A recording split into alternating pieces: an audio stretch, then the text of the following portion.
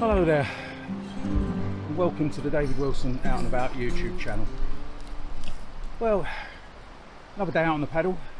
It's a Friday morning. I've actually put in quite late today. It's 20 past 10, so it's taken me quite a while to load in because I'm launching from Teeson canoe platform, and I've parked in Teston Bridge Country Park, and you have to walk around about 200-300 yards across the meadow, biggest bridges meadow, before you can get to the actual lock, which is behind me. So I've got the kayak trolley on and all the gear, and I've had to wheel it all down, unattach it, try and work out a decent way. I thought I'd sussed it, but a decent way of lashing the kayak trolley on the back. Last time I did this, I hid it in the bushes, but I was taking, because I don't need it at the other end, I was taking a fair risk. You know, someone coming along just saying hello. That's handy because everything's expensive now. So the trolley's lashed on the back, all my gear's loaded up. I think you can probably hear the sound of the weir. I'm actually speaking quite loud at the moment behind me, and the lock. And ahead we have the canoe pass and Teston Bridge, and I'll give you a little bit of info on the lock as we go along. Right, let's get on the way.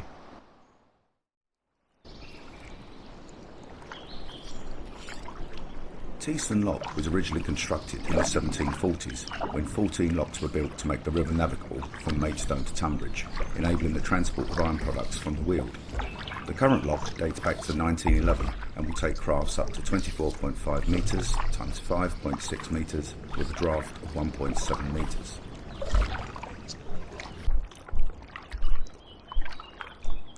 So there's Teston Bridge, the medieval bridge. While we're paddling towards it and under it, I'll give you a little bit of info on it. Teston Bridge dates to about the 15th century and is one of a series of medieval bridges across the River Medway. The three outer arches were built in the early 19th century. The bridge is constructed of Kentish flagstone and is a Grade 1 listed monument.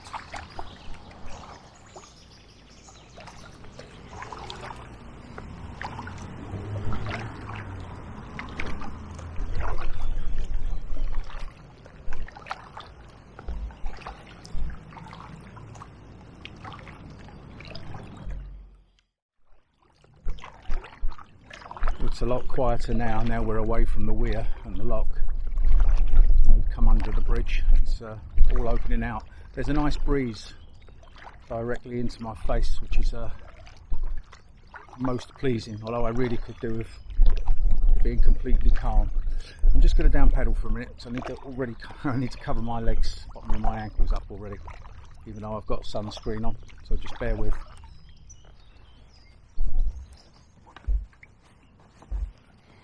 That's it. I've got a microfiber towel, so I'll just put that over. As I touched on in the intro, I've put in at Teston Lock. I'm paddling downstream today, only as far as East Farleigh. It's not a particularly long section this, but with the state of my knees at the moment and this heat, it's about all I really am willing to do today. So I'll get this bit out of the way, and that will leave East Farleigh to Teston Lock, which is a long stretch. It's it's the longest stretch on the trail, and I'll be doing that out and back. Probably be a couple of weeks. I'm back to work at Monday, and I've got lots on in between, so bear with me. I'll get the trail videos finished at some point.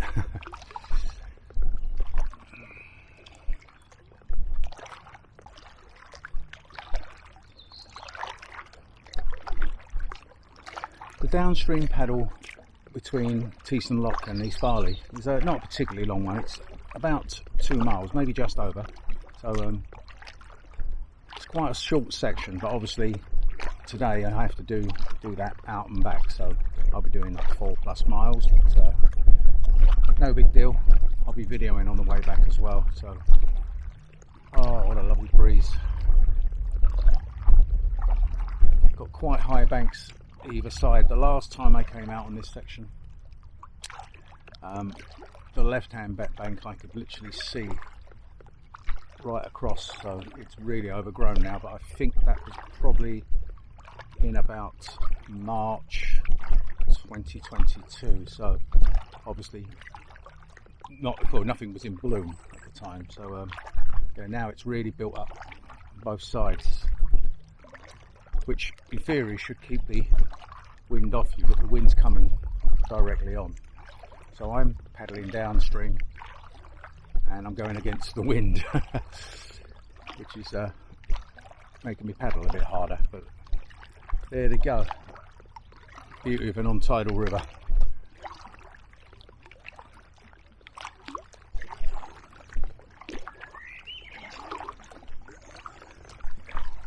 This is a beautiful stretch coming along here. There's lots of very high trees sort of leaning over the river.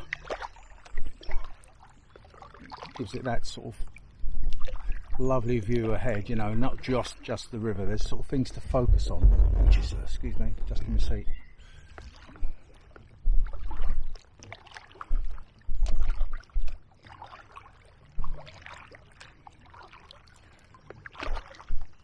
Still no fishermen about. There's quite a lot of sleeps along here, and I'm keeping my eye out, because you can get a bit complacent and get caught out, and there'll be one sort of tucked away somewhere. He'll run straight through his line, and he won't be laughing.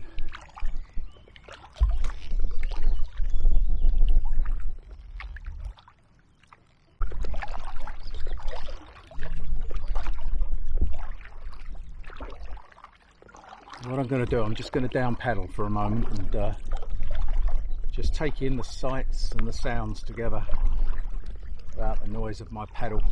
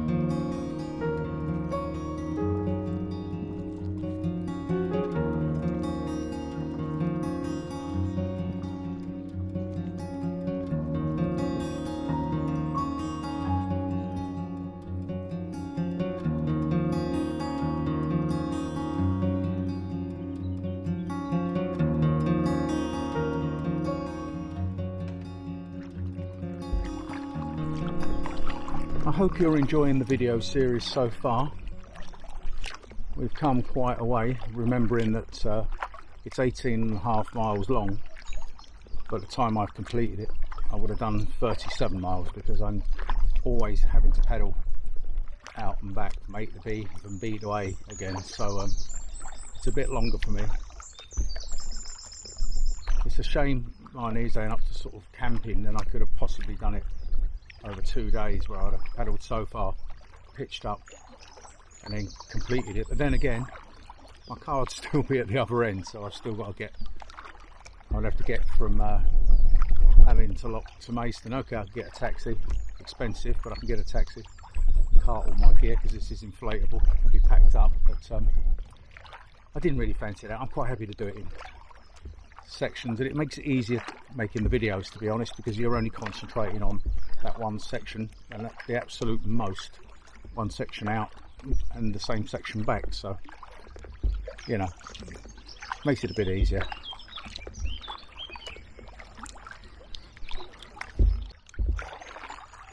It's another extremely hot day, and for me this is actually launching or putting in the water later than I'm used to, so normally I'd have done 3 or 4 miles and I'd be on my way back by now, but not today.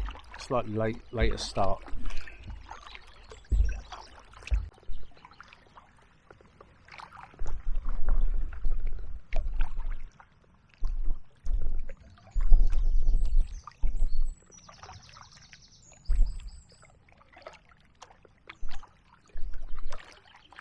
You all right there?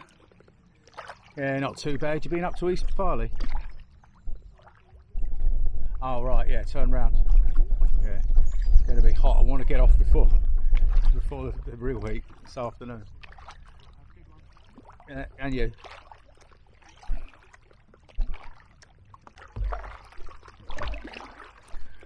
Well, the chap I was just talking to on the paddleboard, he put in at Teeson at the same time as me. He was just in front of me, and he was checked, his license was checked, his on the water license. Now, I touched on this on, not my last video, the video before, I think when I was paddling Tunbridge to East Lock. It's a few videos back now.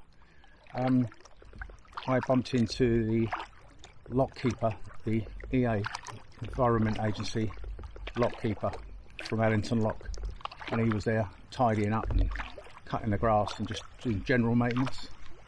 And he did ask me to see my license. I had my license on me, so I showed him my license, and then we just carried on chatting. Now, again, on that video I touched on it. That was the second time since 2017, when I think I bought my first license. I got back into kayaking, bought my first license for the waterways, because I'm always a good boy. That is only the 3rd time my license has ever been checked.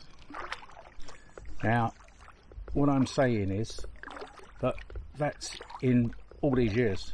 You know, obviously I'm mainly a seasonal paddler, so spring, summer, autumn, but I still do bump into people all the time. So that guy's been checked. His is just due to run out. I've just renewed mine, actually. Mine runs out in about 2 days, but I've already renewed it. So just be warned, they are checking to see if you've got a license. I was talking to that fella, I can't swear by it, but he said he believes that the fine is up to £1,000 for not having a license. You do need a license to paddle on the waterways in the UK. Now, on that subject, you can buy a day license to come out on this river, but I licensed myself through British Canoeing, so I've got an on-the-water license from British Canoeing. It's £47 this year. It's gone up from 45 to 47, and it covers you for 5,000 miles of, I think it's England and Wales waterways. I think Scotland may have a different license, or you may not need a license actually in Scotland, so that might be the difference. So that is non-tidal rivers. It covers you for non-tidal rivers, you need a license, and canals, you need a license for that as well. If the river's tidal, I think there's only one they can charge you in this whole country. I think that's somewhere in Wales. If it's a tidal river, you don't need a license. So just remember, if you're coming out on a paddle, you should have a license to actually be on the water in any form of watercraft, any form of craft.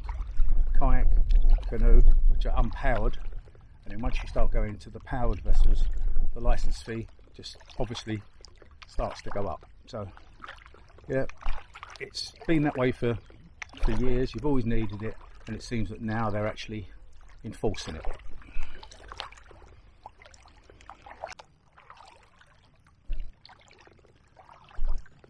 And I'll be messing around with my Insta360 camera again.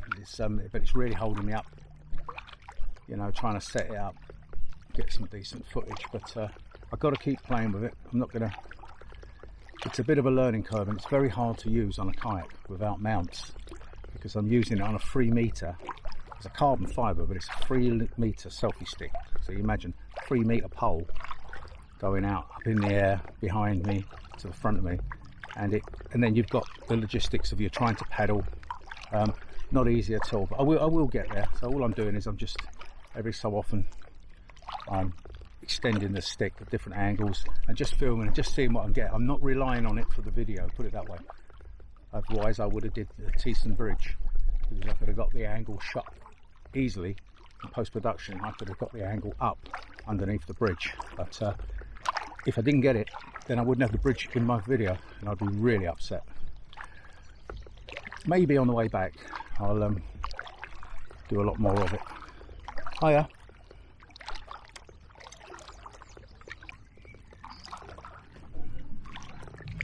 Morning. Beautiful, isn't it?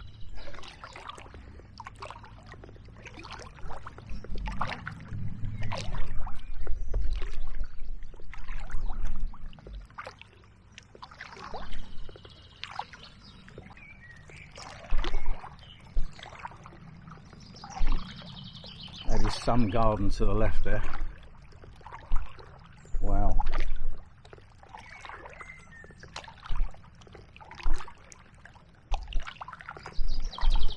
Beautiful stretch of the river.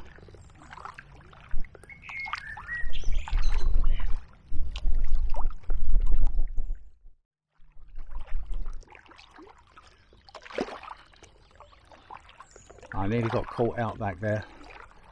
I was talking about the fishermen the other day, or the anglers, and there's loads of fish, sleeps along here, and I'm chatting away like a good one, and facing the camera, and suddenly just out the blue there's 2 lines. I did miss them, and I think you heard me. I said, good morning to the guy, and he smiled, so no harm done. But it's so easy. There was me yesterday saying about look out for them. I'm eating my own words now, but it's very difficult when you're recording, because you're sort of keeping the eye on the ball, and suddenly they creep up on you. They're not sort of standing there dressed in big pink outfits like Mr. Blobby. Half of them are in camo, so they sort of blend in with the bank. So yeah, so there's lots of fishing sloops on this left hand side. So what I'm going to do, I'm going to keep over to the right, and that way hopefully I'll avoid their lines. I think I'm just coming up on one now.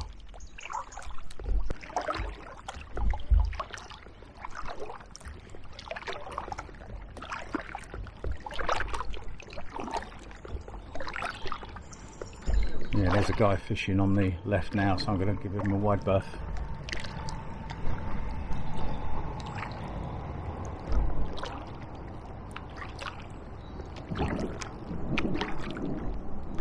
Morning.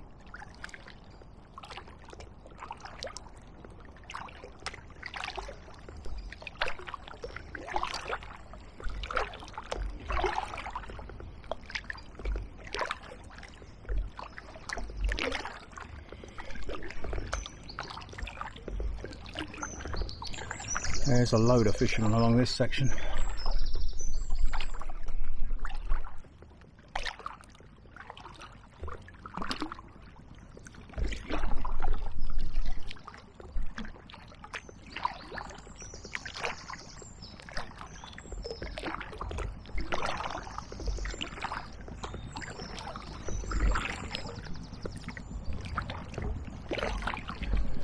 Morning. Lovely, isn't it?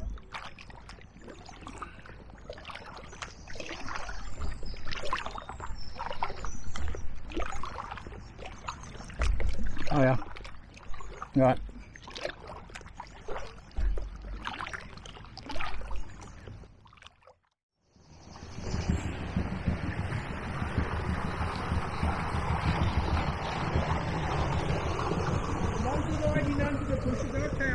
It's cool under here.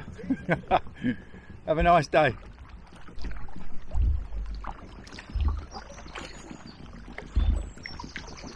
Okay, I don't know if you heard him. No good hiding under the bushes. But that's the first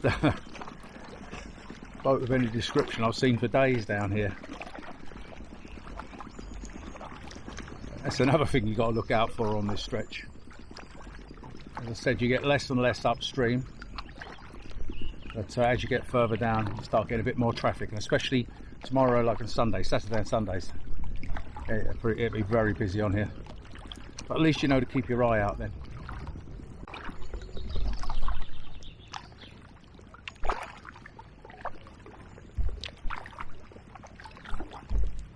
That's a fair bit of weight from that boat in front. Mind you, he's going some, in all fairness. It's still hitting me now. I'm washing up on the banks. Nice enough fellow. And what I was about to say when he came along, quite a long clip a little while ago, just before I had to get out of the way of the boat. As you can see, lots of fishermen lined up on the banks here. So what I'm tending to do now is try and stick to the right so that I can see them and hopefully avoid their lines. It seems like most of them are just setting up. I've got to be aware of that on the way back as well. There'll probably be even more.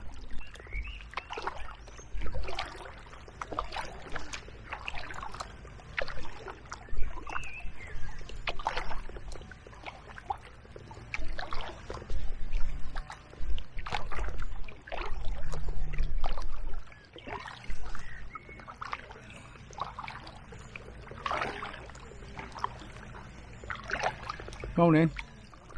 It's stunning out here, isn't it? Yeah. Yeah, the whole trail. Yeah.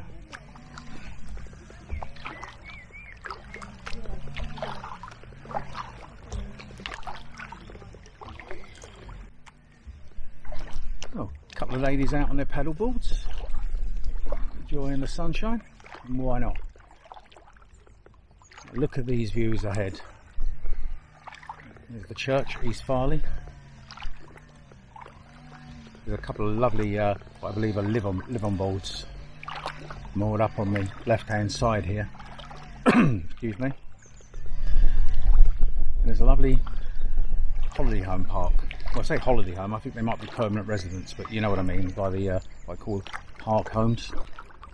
To the right-hand side there, permanent residences, but they're absolutely beautiful places.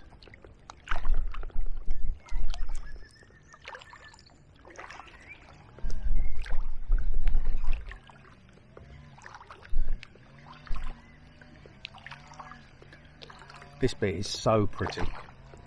It's just come down here past all the boats. The right hand bank's absolutely beautiful, and then you've got the medieval bridge, and then the lock and the weir. It's just an outstanding place to paddle to or from.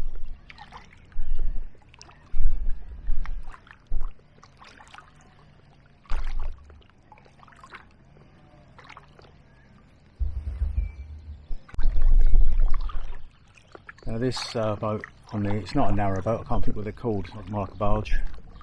Wide beam, that's it. Last time I came down here it was freezing and he had the smoke coming through his chimney, so he obviously had his old log burner going. It looked so romantic. Yeah, totally different weather now.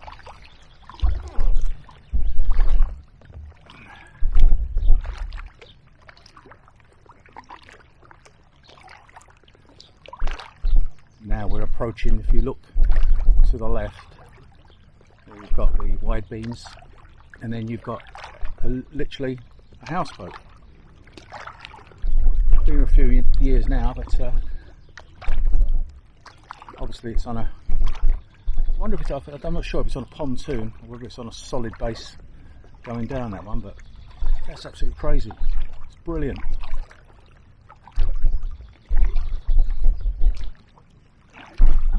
No, that's a solid base.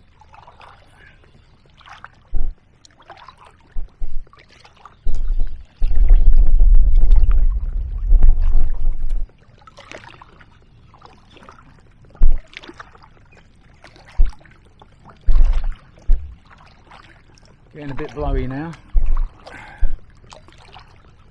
as we approach a left-hand fork.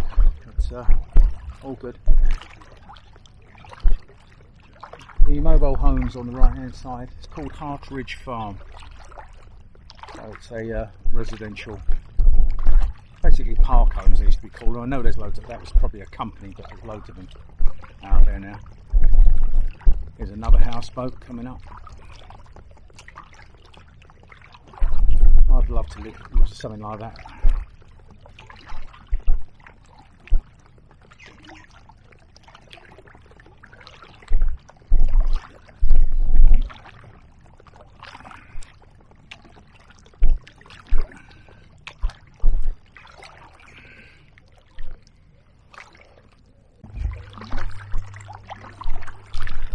As you can see ahead now, we're now approaching the bridge. There's a motor launch right next to the bridge on the right. The sun's hitting the window and dazzling straight back into my eyes.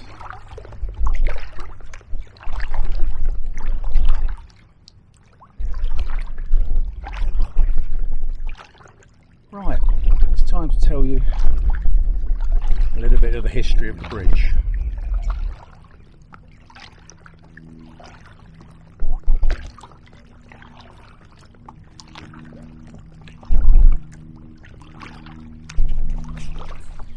East Farleigh Bridge is a 14th century road bridge of rough, coarse Kentish ragstone, spanning the River Medway between Barming to the north and East Farleigh to the south. The bridge was originally built with 4 large pointed arches, but a smaller arch was added later, spanning land. It is scheduled as an ancient monument and considered to be the finest bridge in southern England. It is a perfect example of medieval design and workmanship.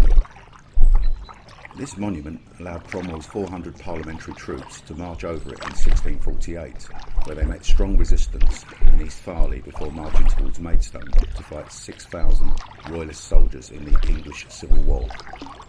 It underwent repair in 1843 and was refurbished in the early 21st century.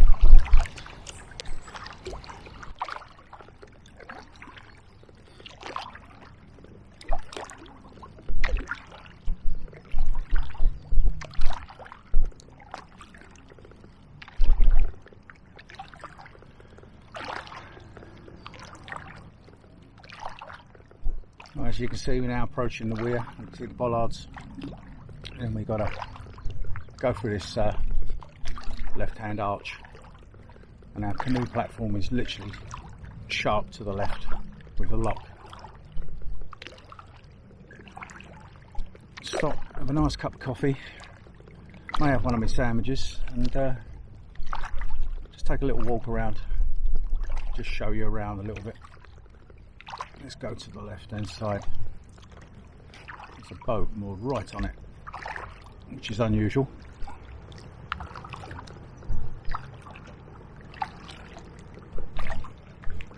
There you go, there's the canoe platform.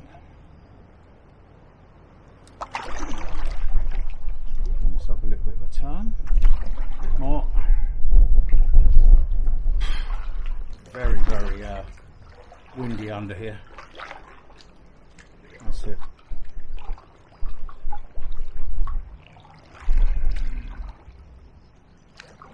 Nearly there.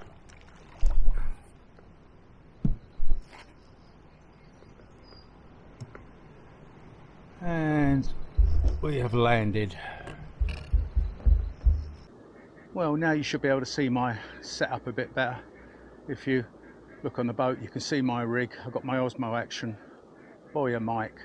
I've actually got a lead down to a power bank, so I'm actually charging as I go along. the seat, and in the seat I've got a cushion under the seat, a water bladder in the back of the seat with the hose going through. There's my lunch box with ice packs in it, etc. And there's my possibles bag, so I've got a few bits of clothing, I have got a first aid kit, and I have got an emergency blanket, one of those fold blankets. It's still in there from the winter, so it may as well stay there. You never know when you need it or what for. I've also, as you can see, lashed my kayak trolley on the back for this one, so that's actually surprisingly, I know it's there when I'm paddling, I really do. Obviously I always wear a buoyancy aid, sometimes unzipped when it's really calm, but I do wear a buoyancy aid. Got a couple of microfiber cloths to match the boat in orange. That one is literally to wrap around my feet when I'm going along so I don't burn. I've got sun cream on, but it still manages to get to my ankles because they never really see the sunlight. So that wraps around, and I've got a small one there for sweat or for just wiping down the kayak. I've got aft and stern lines, or a bow line, stern line. I've got a longer line there. I often just use the paddle leash. I pull the paddle out and I jam it into the canoe platform, and that's enough in this weather to hold it still. So yeah, that's basically my setup.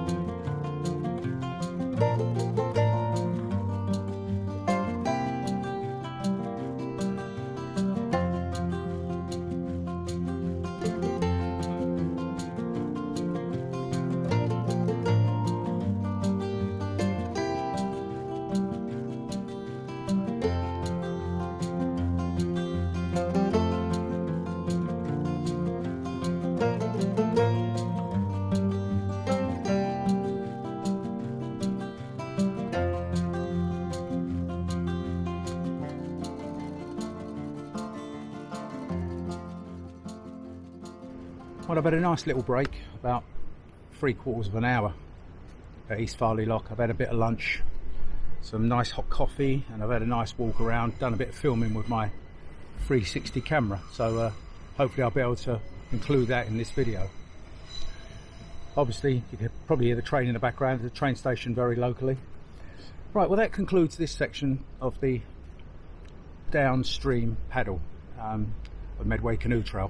So we've come from Teeson Lock down to East Farleigh Lock.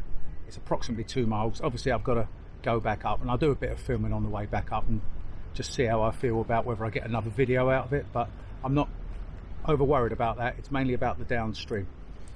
The next video will be from East Farleigh, and I will put some pictures of the downstream platform. From the downstream platform here right the way through to Allington Lock. What I will be doing now, I'll be starting in Allington Lock and paddling down first, because parking here is horrendous. So you can park, if you get there early, you can park at Allington Lock, and then it's quite a long one. That's the longest stretch, but that's early start and quite late finish what we're recording, so it probably will be a couple of weeks.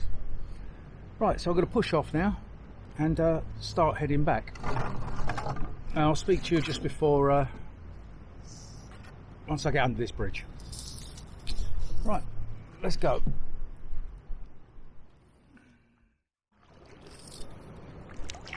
The current's not too strong on the weir today, so I managed to turn on a sixpence there.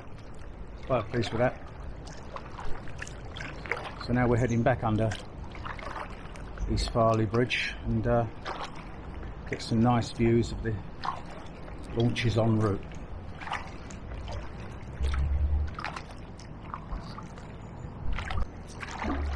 Well, it's like a mill pond on this bit, which is nice because it was quite windy when I was approaching the bridge. There's the bridge behind me now, so some superb views around this way.